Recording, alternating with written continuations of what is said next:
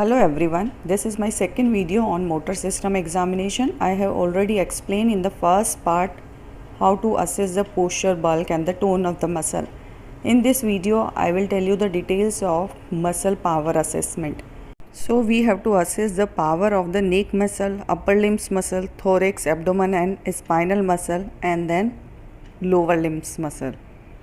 And then we have to grade the power of the muscle by using the modified Medical Research Council scale.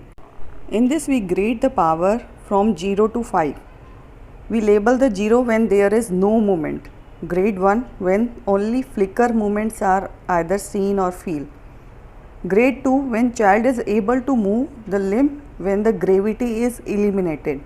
And grade 3 when the child is able to move the limb even with the gravity but cannot move against the resistance.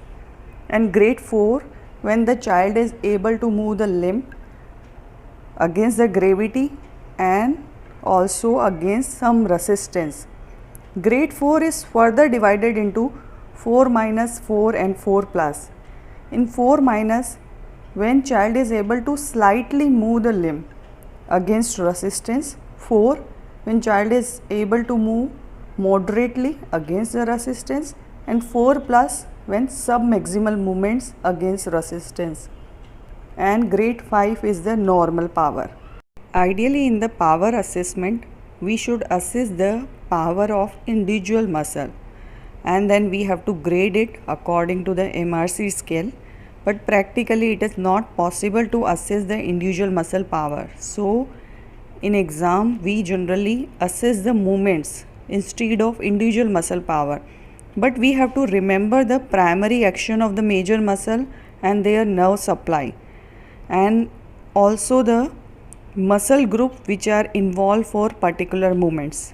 First I am going to tell you how to assess the neck muscle power. In this, neck flexor, neck extensor and the neck rotator.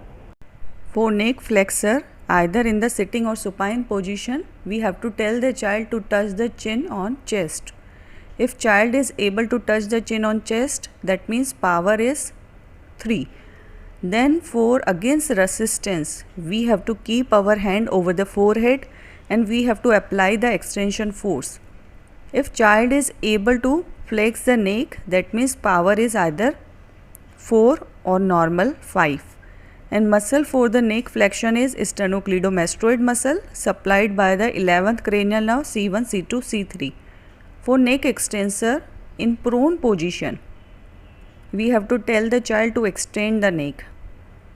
If child is able to extend, that means power is 3.